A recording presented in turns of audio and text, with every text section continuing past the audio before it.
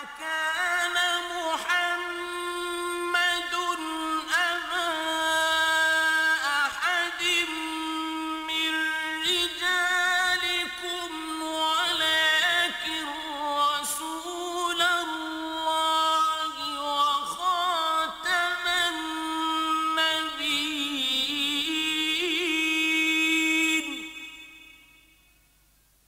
وكان الله بكل شيء عليما.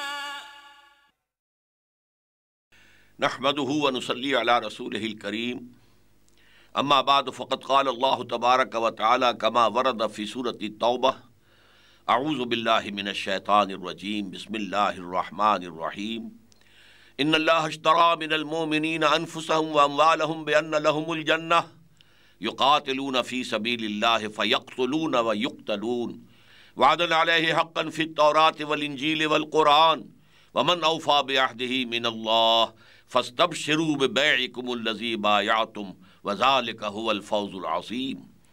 وقال تبارك وتعالى كما ورد في سورة الفتح ان الذين يبايعونك انما يبايعون الله يد الله فوق ايديهم فمن نكث فانما ينكث على نفسه ومن اوفى بما عاهد عليه الله فسيؤتيه اجرا عظيما. صدق الله العظيم.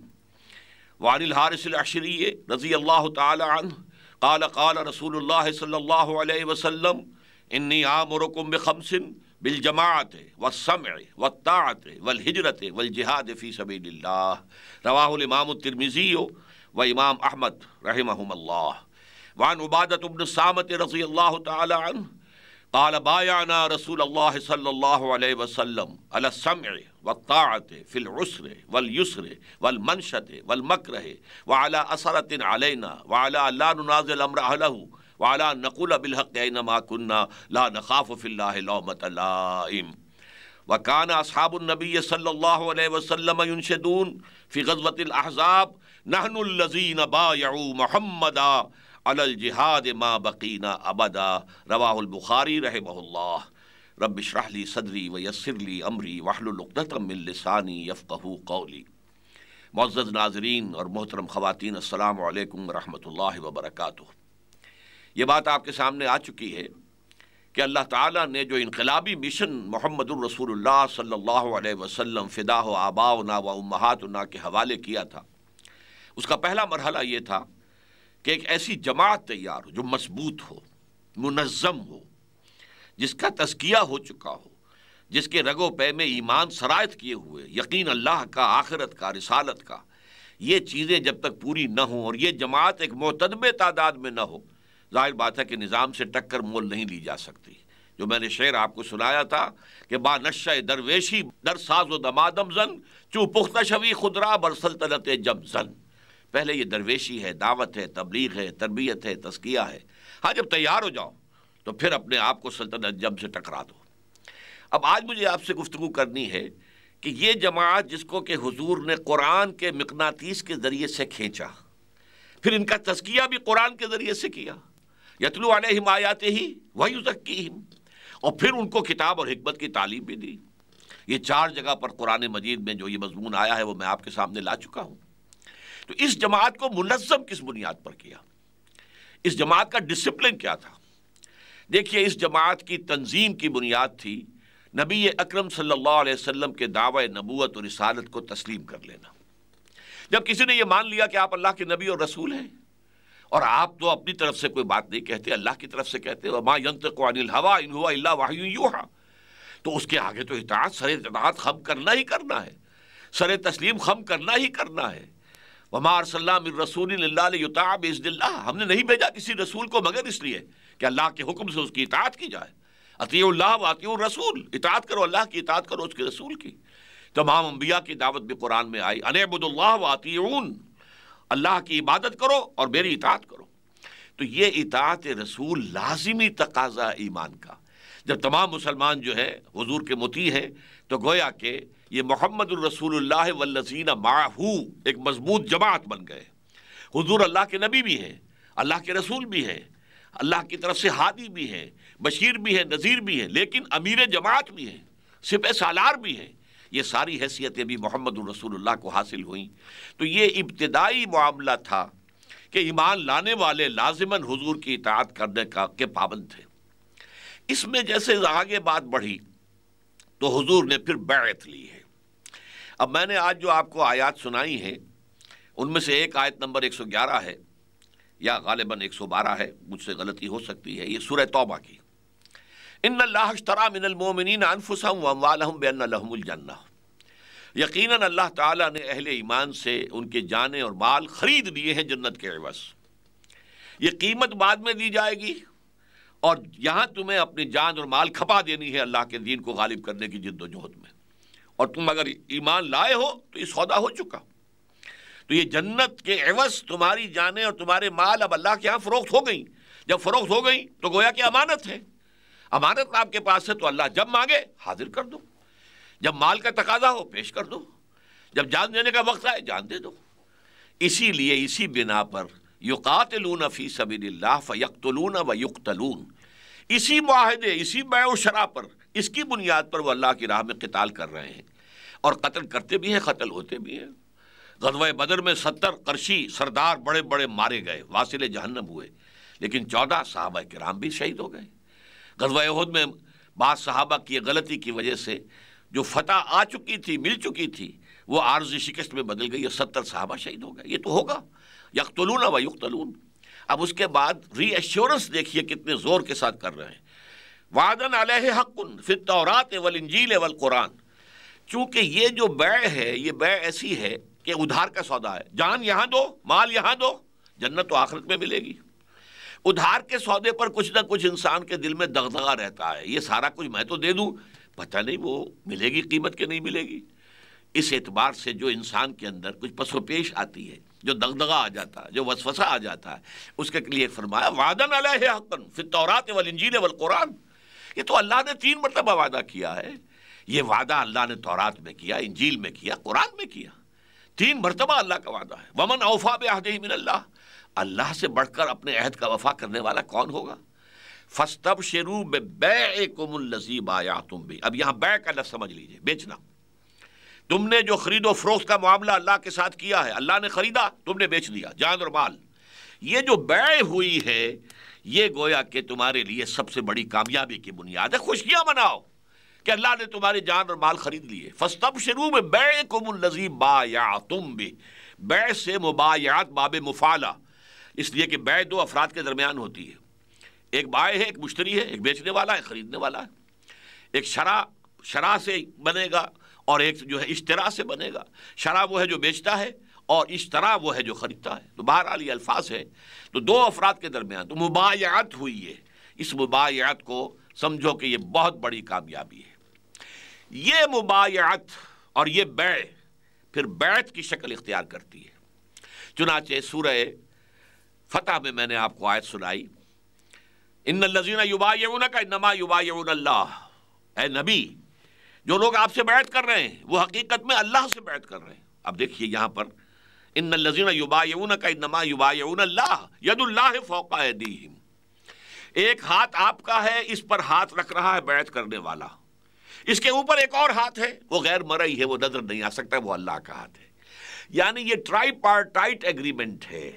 یہ سیل جو ہے اس نوعیت کی ہے کہ اصل خریدار اللہ، فروخت کنندہ تم، لیکن بیچ میں رسول ہے۔ رسول اللہ کی طرف سے تمہیں بتائے گا کب جان پیش کر دو، رسول تمہیں بتائے گا مال لا کے پیش کر دو۔ تو گویا کہ یہ بیعت حضور سے ہو رہی ہے، بیع اللہ سے ہوئی ہے۔ ان اللہ اشتری من المؤمنین انفسهم واموالهم بان لهم الجنہ۔ یہ بیعت ہوئی ہے اللہ کے اور بندے کے درمیان، صاحب ایمان بندے کے درمیان، لیکن بیعت ہو رہی ہے محمد الرسول اللہ صلی اللہ علیہ وسلم سے کہ ہم آپ کے تابع ہیں۔ آپ جب کہیں گے جان ہتھیلی پر رکھ کر میدان جنگ میں حاضر ہو جائیں گے، جانے دینے کے لیے تیار رہیں گے۔ آپ جب کہیں گے مال و اسباب آپ کے قدموں میں لا کر نچھاور کر دیں گے۔ یہ اللہ کی امانت ہمارے پاس ہے، بیچ تو ہم چکے ہیں اللہ کے ہاتھ، جنت کے عوض۔ اب آپ جو ہیں اللہ کے نمائندے کی حیثیت سے ہمیں بتائیں گے کہ یہ جان اور مال کہاں خرچ کریں۔ یہ ہے وہ بیعت جس کی بنیاد پر کہ پھر حضور نے ایک ڈسپلن قائم کیا۔ اس لیے کہ جب جماعت آگے بڑھتی چلی گئی، پہلے تو یہ تھا کہ مکے میں ہے صرف، اور مکے میں حضور بنفس نفیس موجود ہیں، تو سب لوگوں کا رابطہ ہے، تو کوئی تنظیمی ڈھانچہ بنانے کی ضرورت نہیں تھی۔ جب مدینے کے لوگ بھی ایمان لے آئے، پھر آپ نے تنظیمی ڈھانچہ بنایا، حضور نے بیعت لی۔ اب یہ بیعت ہے جس کے میں نے الفاظ آپ کو سنائے ہیں، یہ کسی بھی تنظیم کے اعتبار سے، انقلابی تنظیم کے اعتبار سے جامع ترین دستور ہے جو ایک حدیث میں ہے، اور یہ حدیث متفق علیہ ہے، بخاری شریف میں بھی ہے، مسلم شریف میں بھی ہے۔ اور جس حدیث کی سند پر اور جس کی صحت پر یہ دونوں بزرگ جو ہے متفق ہو جائیں تو وہ یوں سمجھیے روایت کے اعتبار سے قرآن کے آس پاس پہنچ جاتی ہے۔ حضرت عبادہ ابن صامت رضی اللہ تعالی عنہ ہیں، جو بیعت عقبہ اولیٰ بیعت عقبہ ثانیہ دونوں میں شریک تھے۔ وہ فرماتے ہیں بایعنا رسول اللہ صلی اللہ علیہ وسلم، ہم نے بیعت کی تھی اللہ کے رسول سے، کس بات کی؟ علی السمع، آپ کا ہر حکم سنیں گے، والطاعت، اطاعت کریں گے، فی العسر، مشکل میں بھی، والیسر، آسانی میں بھی، والمنشط، اگر طبیعتیں آمادہ ہوں گی تب بھی، والمکرہ، اپنی طبیعتوں پر جبر کرنا پڑا تب بھی، وعلی اثرۃ علینا، اور اس کے باوجود کہ آپ دوسروں کو ہم پر ترجیح دے دیں، ہم کبھی یہ نہیں کہیں گے ہم آپ کے پرانے خادم ہیں، آپ نے ایک نیو کمر کو، نو وارد کو ہم پر امیر کیسے بنا دیا؟ نہیں، it will be your prerogative, یہ آپ کا اختیار ہوگا، جس کو چاہے امیر بنائیں، اور جس کو آپ امیر بنا دیں گے اس سے ہم جھگڑیں گے نہیں، اس لیے کہ اب تو برانچنگ ہوگی نا، ایک تو ہے امیر اعلیٰ سب سے اوپر، اس کے بعد جو ہے کسی علاقوں کے امیر ہوں گے، کسی شہر کا امیر ہے، کسی اس شہر کے اندر جو چھوٹے محلے ہیں ان کے امیر ہے، تو یہ تو برانچنگ نظام ہے۔ اسی لیے حضور نے پھر اس کی وضاحت کر دی کہ من اطاعنی فقد اطاع اللہ ومن عصانی فقد عصى اللہ، جس نے میری اطاعت کی اس نے اللہ کی اطاعت کی، اور جس نے میری نافرمانی کی اس نے اللہ کی نافرمانی کی۔ ومن اطاع امیری فقد اطاعنی ومن عصى امیری فقد عصانی، اور جس نے میرے مقرر کردہ امیر کی اطاعت کی اس نے گویا میری اطاعت کی، اور جس نے میرے مقرر کردہ امیر کی نافرمانی کی اس نے گویا میری نافرمانی کی۔ یہ ہے وہ سمع و طاعت، لسن اینڈ اوبے، فاسمعوا واطیعوا، قرآن مجید میں بار بار آتا ہے، اذ قلتم سمعنا واطعنا۔ یہ اطاعت کیسی ہوتی ہے کہ محض سننے پر اطاعت جو ہے لازم ہو جائے۔ ایک اطاعت یہ ہوتی ہے کہ میں نے سنا، اچھا جی مجھے بتائیں آپ یہ کیوں آپ حکم دے رہے ہیں، اس کی مصلحت کیا ہے، کیا اس میں فائدہ ہوگا، میرے شکوک و شبہات ہیں ان کو دور کریں، نہیں، لسن اینڈ اوبے۔ جیسے کہ انگریزی کی ایک نظم تھی، charge of the light brigade, کسی ایک جنگ میں، جبکہ ابھی گھوڑے ہی ہوتے تھے، یہ توپیں ووپیں نہیں تھیں اور ٹینک نہیں تھے، ایک رسالہ تھا 600 سواروں پر مشتمل، اور اسے حکم دے دیا گیا charge the light brigade, light brigade حملہ کرو۔ اب اس لائٹ بریگیڈ کو معلوم تھا cannons to right of them, cannons to left of them, cannons in front of them, volleyed and thundered, کہ توپیں نصب ہیں داہنی طرف بھی، توسیں نصب ہیں بائیں طرف بھی، توپیں نصب ہیں سامنے بھی، اور وہ ان کے اندر سے جو ہے آگ نکل رہی ہے، اگل رہے ہیں آگ، اور وہ جو ہے تھنڈرڈ، وہ بڑی گرج رہی ہیں، گرج کے ساتھ گولے پھینک رہی ہیں، تو سم ون ہیز بلنڈرڈ، یہ تو کسی نے غلط حکم دیا ہے ان حالات میں آگے حملہ کرنا۔ لیکن there's not to reason why, there's but to do and die۔ لیکن ان فوجیوں کا کام یہ نہیں تھا کہ چون و چرا کریں، کیوں کیسے کیسے دے دیا، نہیں، ان کا کام یہ تھا جو حکم ہوا ہے اس کو پورا کریں، اور مرتے ہیں تو مر جائیں۔ there's but to do and die۔ so into the valley of death rode the 600، لہذا اس حکم کے تابع ہو کر وہ 600 کے 600 سوار جو ہیں موت کی وادی میں اتر گئے، ختم ہو گئے۔ یہ سمع و طاعت فوج کا ہوتا ہے، listen and obey، فاسمعوا واطیعوا۔ اور اس کے لیے اب آپ کو میں بتاتا ہوں ایک جو چھوٹی حدیث ہے، حضور فرماتے ہیں انی آمرکم بخمس، لوگوں میں تمہیں 5 باتوں کا حکم دے کر جا رہا ہوں، اللہ امرنی بہن، اللہ نے مجھے ان کا حکم دیا ہے، یعنی میں اپنی طرف سے نہیں کہہ رہا، حالانکہ حضور کو حق تھا اپنی طرف سے بھی کہہ سکتے تھے، اور وہ آپ کا حکم بھی واجب الاذعان اور واجب الاطاعت ہوتا، لیکن آپ نے مزید تاکید کے لیے انی آمرکم بخمس اللہ امرنی بہن، میں تمہیں 5 باتوں کا حکم دیتا ہوں، اور اللہ نے مجھے ان کا حکم دیا ہے، بالجماعت، جماعت کی شکل میں رہو، منظم، والسمع، امیر کا حکم سنو، والطاعت، اس کی اطاعت کرو بے چون و چرا، اور والجہاد والہجرت والجہاد فی سبیل اللہ، اور اس نظم جماعت کے تحت ہجرت کرو اور جہاد کرو۔ اب ہجرت کیا ہے اور جہاد کیا ہے، اس کی منزلیں ہیں۔ ہجرت کا آغاز کیا ہو جائے گا، حضور سے پوچھا گیا ای الہجرت افضل یا رسول اللہ، اے اللہ کے رسول یہ فرمائیے کہ سب سے افضل ہجرت کون سی ہے؟ آپ نے فرمایا ان تہجر ما کرہ ربک، ہر اس چیز کو چھوڑ دو جو تمہارے رب کو پسند نہیں ہے۔ سامعین و ناظرین، آج ہی سے آپ ہجرت شروع کر سکتے ہیں، اور یہ وہ ہجرت ہے جسے حضور فرما رہے ہیں کہ یہ افضل الہجرہ، ای الہجرت افضل، سب سے افضل ہجرت کون سی ہے؟ حرام چیزوں کو چھوڑو، غلط چیزوں کو چھوڑو، یہ ہجرت آج رات شروع کیجئے۔ البتہ پھر اس کی منزلیں ہیں، ایک منزل وہ آئے گی جب کفر کے ساتھ باقاعدہ مقابلہ شروع ہو جائے گا، پھر جنگیں ہوں گی، جنگوں کا آغاز ہوگا، تو پھر ہجرت فرض کر دی جائے گی کہ اب آؤ اپنے گھر بار چھوڑو، اپنے بچوں کو، آل اولاد کو چھوڑو، آؤ اپنے آباء و اجداد کی سرزمین کو چھوڑو اور آؤ، تاکہ ساری قوت ایک جگہ پر مرکز کے اوپر جمع ہو جائے، ایک بیس کے اوپر ساری طاقت آ جائے اور پھر کفار کا مقابلہ کیا جا سکے۔ وہ ہجرت فرض تھی۔ یہ ہجرت ہے چوٹی کی ہجرت، اعلیٰ ہجرت یہ ہے، افضل ہجرت وہ ہے، لیکن وہاں سے یہاں تک ہجرت کا ہے۔ اسی طرح پوچھا گیا ای الجہاد افضل یا رسول اللہ، اے اللہ کے رسول سب سے افضل جہاد کون سا ہے؟ بنیاد کیا ہے جہاد کی؟ ان تجاہد نفسک فی طاعت اللہ، کہ تم اللہ کے اطاعت کے لیے اپنے نفس کے خلاف جہاد کرو۔ نفس کچھ اور کہہ رہا ہے، کوئی حرام چیز طلب کر رہا ہے، کوئی غلط بات کہہ رہا ہے، لہٰذا کوئی لذت ایسی چاہتا ہے کہ جو اللہ کے نزدیک حرام ہے، اس سے لڑو اپنے نفس سے اور اسے اللہ کی اطاعت کا پابند بناؤ، خوگر بناؤ۔ یہ جہاد، یہ افضل الجہاد ہے۔ بلکہ ایک حدیث میں آتا ہے المجاہد من جاہد نفسہ، اصل مجاہد تو ہے ہی وہ جس نے کہ اپنے نفس سے جہاد کیا ہو، لیکن اس سے اوپر جا کر وہ آخری جہاد کی شکل قتال فی سبیل اللہ ہے۔ ان اللہ یحب الذین یقاتلون فی سبیل اللہ کأنہم بنیان مرصوص، ایسی صفیں باندھ کر گویا کہ سیسا پلائی ہوئی دیوار ہے، وہ اللہ کی راہ میں قتال کرتے ہیں، اللہ کی راہ میں جنگ کرتے ہیں۔ یقاتلون فی سبیل اللہ فیقتلون ویقتلون، اللہ کی راہ میں قتال کرتے ہیں، قتل کرتے بھی ہیں، قتل ہوتے بھی ہیں۔ یہ ٹاپ کا قتال جہاد ہے۔ لیکن جہاد شروع کہاں سے ہو گیا؟ کہ ان تجاہد نفسک فی طاعت اللہ۔ اس عمل کو درجہ بدرجہ بڑھانا اس جماعت کا کام ہوگا۔ وہ جماعت جو ہے اپنے امیر کے زیر نگرانی ان مراحل کو طے کرے گی، اور بالآخر وہ وقت آئے گا کہ پھر صرف جہاد بمانی کوشش کے نہیں رہ جائے گا، بلکہ قتال شروع ہوگا، جہاں پہ آپ کو معلوم ہے کہ جان ہتھیلی پر رکھ کر میدان میں آنا ہوگا، اور وہ تو ضرور پھر تو ہاتھ بھی، کسی کا بازو اڑ جائے گا، کسی کی ٹانگیں اڑ جائیں گی۔ وہ جو زخمی ہوئے تھے غزوہ بدر میں، جو بعد میں شہید ہو گئے اور ان کا انتقال ہو گیا مدینے جاتے ہوئے، ان کی ایک ٹانگ اڑ گئی تھی، ٹانگ کے اوپر تلوار لگی ہے، لنگڑے ہو گئے، گر گئے، اور اب ان کا جو مقابلہ کرنے والا کافر تھا، ولید بن عتبہ، وہ اب ہلاک کرنے والا ہی تھا کہ حضرت علی نے آ کر اس کا جو ہے اس کو ہلاک کر دیا، تو جان تو بچ گئی لیکن ٹانگ اس کی کٹ گئی تھی، وہ بعد میں جو ہے ان کا انتقال بھی ہو گیا۔ تو یہ ساری چیزیں جو ہیں یہ نظم جماعت کے تحت ہیں۔ نظم جماعت کو ذرا سا توڑ دیا تھا 35 حضرات نے غزوہ احد میں۔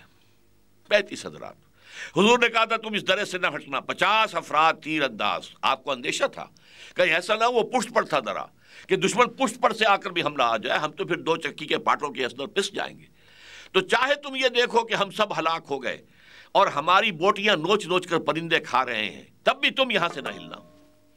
لیکن اللہ نے جب فتح دے دی تو بہت سے لوگوں نے کہا اب تو فتح ہو گئی، حضور نے تو شکست کے ضمن میں کہا تھا نا، اب تو فتح ہو گئی، چلو یہاں سے۔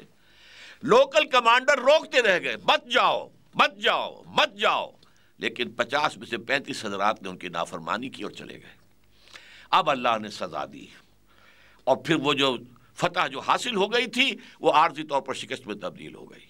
70 صحابہ پھر شہید ہوئے، حضرت حمزہ بھی ان میں ہیں، مصعب بن عمیر بھی ہیں، خود حضور شدید زخمی ہوئے، آپ کا اتنا خون بہہ گیا کہ آپ کمزوری کے باعث جو ہیں بے ہوش ہو گئے، تو خبر اڑ گئی کہ آپ شہید ہو گئے۔ تو نظم کی یہ اہمیت ہے۔ اللہ چاہتا تو کنڈون کر دیتا، کوئی بات نہیں، چلو ان سے غلطی ہو گئی ہے لیکن ان کی فتح کو شکست میں نہ بدلو، لیکن نہیں، اللہ نے کہا کہ ان کی تربیت ہونی چاہیے، آگے اس سے بڑے بڑے مراحل آنے ہیں۔ اگر یوں ان کی غلطیوں کو کنڈون کر دیا گیا تو آگے اصلاح کیسے ہوگی؟ تو اللہ تعالیٰ نے فرمایا وَلَقَدْ صَدَقَكُمُ اللَّهُ وَعْدَهُ إِذْ تَحُسُّونَهُم بِإِذْنِهِ، سورہ آل عمران میں۔ دیکھو تم ہمیں دوش نہیں دے سکتے، اللہ نے تو تم سے اپنا وعدہ پورا کر دیا تھا، جبکہ تم انہیں گاجر مولی کی طرح کاٹ رہے تھے، اللہ نے تمہیں فتح دے دی تھی۔ حَتَّى إِذَا فَشَلْتُمْ وَتَنَازَعْتُمْ فِي الْأَمْرِ وَعَصَيْتُم مِّن بَعْدِ مَا أَرَاكُم مَّا تُحِبُّونَ، یہاں تک کہ جب ڈھیلے پڑ گئے، نظم ڈھیلا کر دیا، معاملے کے اندر جھگڑا کیا، اپنے امیر کی بات نہیں مانی، اور جو چیز تمہیں فتح جو محبوب ہے وہ نظر آ گئی تو تم نے ڈسپلن جو ہے توڑ دیا۔ اس کے بعد پھر اللہ نے تمہیں سزا دی ہے۔ تو یہ ڈسپلن در حقیقت بیعت کی بنیاد پر قائم ہوا۔ اب آخری میں اس کا آپ کے سامنے نقشہ پیش کرنا چاہتا ہوں جب غزوہ احزاب ہو رہا تھا اور یہ بڑا کڑا وقت تھا، 12,000 لشکر مدینے کے گرد، مدینے کی کل آبادی ہوگی 2,500-3 ہزار، یہ 12,000 کا لشکر جب آیا ہے اور اس نے گھیر لیا، باہر سے رسد بند، فاقے پر فاقے، اور اس وقت جو ہے ہنالک ابتلی المؤمنون وزلزلوا زلزالا شدیدا، سورہ احزاب میں فرمایا اس وقت اہل ایمان کا پورا امتحان ہو گیا اور وہ جھنجھوڑ ڈالے گئے۔ چنانچہ جو منافق تھے ان کا نفاق ان کی زبانوں پر آ گیا، ما وعدنا اللہ ورسولہ الا غرورا، ہم سے اللہ اور اس کے رسول نے جھوٹے وعدے کیے، ہمیں دھوکے دکھائے، سبز باغ دکھائے، ہم سے کہا تھا کہ قیصر و کسریٰ کی سلطنتیں ان کے خزانے تمہارے قدموں میں ہوں گے، اور آج ہمارا حال یہ ہے کہ ہم باہر جا کر رفع حاجت نہیں کر سکتے، ہمارے پاس کھانے پینے کو کچھ نہیں ہے۔ لیکن اہل ایمان نے کیا کہا؟ ھذا ما وعدنا اللہ ورسولہ، یہی تو ہے جس کا اللہ نے اور رسول نے وعدہ کیا تھا۔ اللہ نے تو شروع میں فرما دیا تھا وَلَنَبْلُوَنَّكُمْ بِشَيْءٍ مِّنَ الْخَوْفِ وَالْجُوعِ وَنَقْصٍ مِّنَ الْأَمْوَالِ وَالْأَنفُسِ وَالثَّمَرَاتِ، ہم لازمت تمہیں آزمائیں گے، بھوک سے اور نقص سے، جان و مال کے نقص سے، اور تمام اپنی محنتوں کے ثمرات کے ضائع ہونے سے اپنے نگاہوں کے سامنے دیکھو گے، اور اس میں آزمائیں گے۔ اور بشارت تو انہی صابرین کے لیے ہے کہ جب بھی کوئی مصیبت آئے وہ کہیں انا للہ و انا الیہ راجعون، ہم اللہ ہی کے ہیں، جو اللہ ہمارے ساتھ کرتا ہے ہمیں تو کہ جو بھی ہر ساقی ما ریخت عین الطافس، جو اللہ کی طرف سے آتا ہے اس کی مہربانی۔ تو یہ جو موقع تھا، اس موقع پر جبکہ یوں سمجھیے کہ کفار بھی سمجھ رہے تھے کہ اب ہم ختم کر دیں گے اس کو، اور ایسے محسوس ہوتا تھا جیسے کہ صحرا میں ایک چراغ جل رہا ہے اور آندھیاں چل رہی ہیں اس چراغ کو بجھانے کے لیے، یہ کیفیت تھی۔ اور منافقین جو ہیں ان کے دل بھی ڈول گئے، اور ان کی زبانوں پر کفریہ کلمات بھی آ گئے۔ اس وقت سلمان فارسی رضی اللہ تعالیٰ عنہ نے یہ تجویز پیش کی کہ حضور ایسے حالات میں ہم ایران میں خندقیں کھود لیا کرتے ہیں تاکہ دشمن حملہ آور نہ ہو سکے۔ حضور نے فرمایا بہت اچھا، تو آپ نے کہا اب خندق کھودو، نشان آپ نے ڈال دیا، اور لوگوں کے بیان میں 10-10 گز جو ہے کہ ٹکڑے تقسیم کر دیے، تم ٹولی یہ اس کو کھودو، تم اس کو کھودو۔ اب کئی وقت کے فاقے تھے، پھاوڑا چلانا ہے، کمر دوہری ہو رہی ہے بھوک کے مارے، پیٹ جو ہے کمر سے لگ گئے ہیں، انہوں نے اپنے چادروں سے اپنے پیٹوں پر پتھر کس کے باندھے ہیں کہ کمر دوہری نہ ہو جائے۔ اس حالت میں اب وہ پھاوڑے بھی چلا رہے ہیں، شدید سردی کا موسم ہے۔ اس وقت وہ پھاوڑے چلاتے ہوئے ایک شعر پڑھ رہے تھے، نحن الذین بایعوا محمدا، ہم وہ لوگ ہیں جنہوں نے محمد سے بیعت کی ہے صلی اللہ علیہ وسلم، علی الجہاد ما بقینا ابدا، جہاد ہم کرتے رہیں گے جب تک جان میں جان ہے۔ ہاں جب جسم سے جان نکل جائے اور ہم نے اپنا جو ہے مقصد پا لیا، اللہ کی راہ میں جان قربان کر دی تو ٹھیک ہے، لیکن جب تک جان میں جان ہے، فاقہ ہو تو ہو، کمر دوہری ہو رہی ہے تو ہو، پتھر باندھے ہیں تو ہے، لیکن جہاد ہوتا رہے گا۔ اور یہ بخاری شریف کی روایت ہے کہ یہ شعر پڑھ رہے تھے صحابہ کرام، اور ایک اور شعر بھی آتا ہے کہ جس میں صحابہ کہتے تھے اللہم لا عیش الا عیش الآخرہ، اے اللہ زندگی تو آخرت کی زندگی، دنیا کی زندگی تو کچھ نہیں ہے، یہ تو کچھ بھی نہیں ہے، ویسے بھی کسی بھی وقت اچانک بھی ختم ہو سکتی ہے، تو اب ختم ہو جائے، اللہ کی رضا کے لیے ہم اپنی جانیں دے دیں۔ اللہم لا عیش الا عیش الآخرہ، وہ تو صحابہ کہتے تھے، اور حضور کیا کہتے تھے؟ فاغفر الانصار والمہاجر، اے اللہ ان انصار اور مہاجرین کی جماعت کی مغفرت فرما دے۔ یہ ہے وہ نظم، یہ ہے وہ ڈسپلن، یہ ہے در حقیقت وہ جو آپ نے منظم جماعت کی شکل دی ہے۔ اور سمجھ لیجئے کہ کبھی بھی انقلاب ایک نہایت منظم جماعت کے بغیر نہیں آ سکتا، جس میں ایک امیر کی اطاعت ہو، مشورہ دیا جائے، مشورہ صحابہ دیتے تھے، کبھی کبھی حضور اپنی رائے پیچھے ڈال کر اور صحابہ کی رائے پر فیصلہ دے دیتے تھے، دل جوئی کے لیے کہ میرے صحابہ یہ سمجھیں کہ ہماری رائے کی بھی کچھ قدر ہے۔ آپ کو معلوم ہے غزوہ احد میں یہی ہوا ہے، حضور کی اپنی رائے یہ تھی کہ مدینے میں محصور ہو کر تحفظ کیا جائے، حفاظت کی جائے، دفاع کیا جائے، لیکن کچھ نوجوان تھے جو بدر میں شامل نہیں ہو سکے تھے، بدر میں ڈکلیئرڈ وار پہلے تھی ہی نہیں، مدینے سے تو باہر جانے کے بعد کہیں وہ معلوم ہوا کہ فوج آ رہی ہے، لہذا بہت سے لوگ بدر میں نہیں گئے، تو انہیں یہ تھا کہ ہم بدر کی سعادت سے جو محروم رہے تو ہم تو میدان میں جا کر مقابلہ کریں گے، ہمیں فتح اور شکست سے کیا تعلق، ہمیں تو اللہ کے راہ میں جان نثار کرنا ہے، شہادت چاہیے، شہادت مطلوب و مقصود و مومن، نہ مال غنیمت نہ کشور کشائی۔ تو حضور نے جب ان کا جوش و خروش دیکھا تو آپ نے فیصلہ کر دیا ٹھیک ہے، کھلے میدان میں جا کے مقابلہ کریں گے۔ پھر آپ اپنے حجرے میں گئے، زرہ پہن کر آئے باہر، لوگوں نے سمجھا کہ یہ معاملہ کچھ خطرناک ہے، پھر انہوں نے کہا بھی کہ حضور آپ اپنی رائے پر جو چاہیں عمل کر لیں، ہم اپنی رائے واپس فرمان نہیں۔ نبی کو یہ زیب نہیں دیتا کہ ہتھیار لگانے کے بعد اتار دے۔ بہرحال مقابلہ ہوا، حضور نے اپنی رائے پر اپنے ساتھیوں کی رائے کو ترجیح دے دی۔ تو یہ معاملہ جو ہے کہ دل جوئی کے لیے، لیکن آخری فیصلہ رسول کا ہوتا ہے، امیر کا ہوتا ہے، جو فیصلہ وہ کرے گا۔ اب بھی کوئی امیر ہوگا اگر اس کی قیادت میں یہی جہاد ہو اور یہی قتال ہو تو اس امیر کا حکم واجب الاطاعت، واجب الاذعان ہوگا۔ مشورہ دینا یہ دوسری بات ہے، مشورہ دے کر آپ فارغ، آپ نے اپنا فرض ادا کر دیا، اس کے بعد فیصلہ وہ امیر کے ہاتھ میں ہے۔ اللہ تعالی ہمیں توفیق دے کہ نبی اکرم صلی اللہ علیہ وسلم کے مشن کو آگے جاری رکھنے کے لیے اور اس کی تکمیل کے لیے اسی طور سے تن من دھن ہم بھی وقف کر دیں جیسے کہ صحابہ کرام رضوان اللہ تعالی علیہم اجمعین نے کیے تھے۔ اقول قولی ھذا واستغفر اللہ لی ولکم ولسائر المسلمین والمسلمات۔